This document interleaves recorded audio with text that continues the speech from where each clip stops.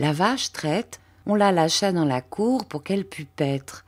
Et nous rentrâmes à la maison, où en venant chercher le seau, j'avais préparé sur la table, en belle place, notre beurre et notre farine.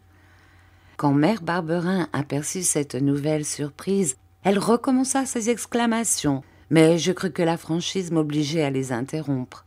« Celle-là, dis-je, est pour nous au moins autant que pour toi. Nous mourons de faim et nous avons envie de manger des crêpes. Te rappelles-tu comment nous avons été interrompus le dernier mardi gras que j'ai passé ici et comment le beurre que tu avais emprunté pour me faire des crêpes a servi à fricasser des oignons dans la poêle? Cette fois-ci, nous ne serons pas dérangés. » « Tu sais donc que Barberin est à Paris ?» demanda mère Barberin. « Oui. Et sais-tu aussi ce qu'il est allé faire à Paris? »« Non. »« Cela a de l'intérêt pour toi. »« Pour moi ?» dis-je effrayée.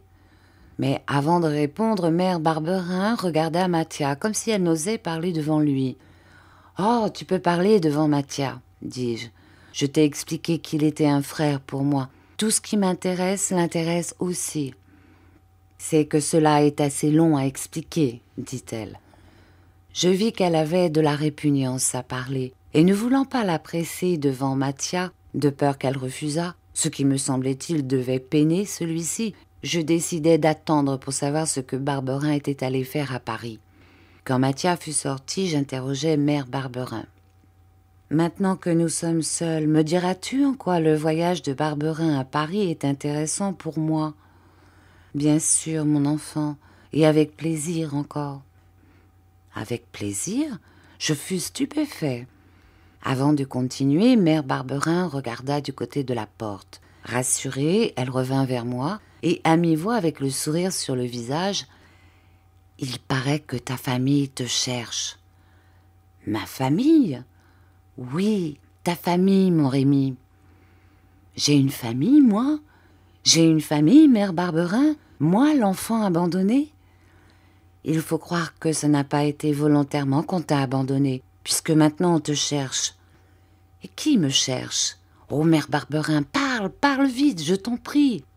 Puis, tout à coup, il me sembla que j'étais fou, et je m'écriai, « Mais non, c'est impossible, c'est Barberin qui me cherche. »« Oui, sûrement, mais pour ta famille. »« Non, pour lui, pour me reprendre, pour me revendre. » Mais il ne me reprendra pas. Oh, mon Rémi, comment peux-tu penser que je me prêterais à cela? Il veut te tromper, mère Barberin. Voyons, mon enfant, sois raisonnable. Écoute ce que j'ai à te dire, et ne te fais point ainsi des frayeurs. Je me souviens. Écoute ce que j'ai entendu moi-même. Cela, tu le croiras, n'est-ce pas? Il y aura lundi prochain 1 mois, j'étais à travailler dans le fournil, quand un homme, ou pour mieux dire un monsieur, entra dans la maison où se trouvait Barberin à ce moment. « C'est vous qui vous nommez Barberin ?» dit le monsieur qui parlait avec l'accent de quelqu'un qui ne serait pas de notre pays. « Oui, répondit Jérôme, c'est moi. »« C'est vous qui avez trouvé un enfant à Paris, avenue de Breteuil, et qui vous êtes chargé de l'élever ?»« Oui. »« Où est cet enfant présentement, je vous prie ?»« Qu'est-ce que ça vous fait, je vous prie ?» répondit Jérôme. Si j'avais douté de la sincérité de mère Barberin, j'aurais reconnu à l'amabilité de cette réponse de Barberin qu'elle me rapportait bien ce qu'elle avait entendu. « Tu sais, continua-t-elle, que dedans le fournil, on entend tout ce qui se dit ici. Et puis, il était question de toi, ça me donnait envie d'écouter. Alors, comme pour mieux entendre, je m'approchais, je marchais sur une branche qui se cassa. « Nous ne sommes donc pas seuls, dit le monsieur. »« C'est ma femme, répondit Jérôme. »« Il fait bien chaud ici, dit le monsieur. Si vous vouliez, nous sortirions pour causer. » Ils s'en allèrent tous deux, et ce fut seulement 3 ou 4 heures après que Jérôme revint tout seul. Tu t'imagines combien j'étais curieuse de savoir ce qui s'était dit entre Jérôme et ce monsieur, qui était peut-être ton père.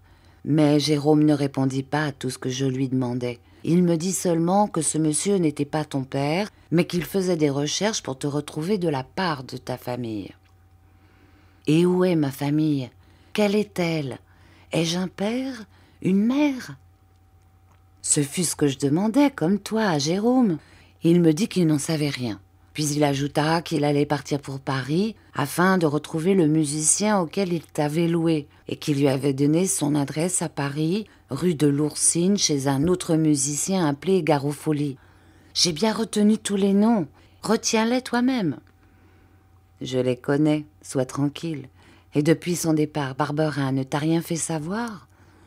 Non, sans doute il cherche toujours. Le monsieur lui avait donné 100 francs en 5 louis d'or. Et depuis, il lui aura donné sans doute d'autre argent.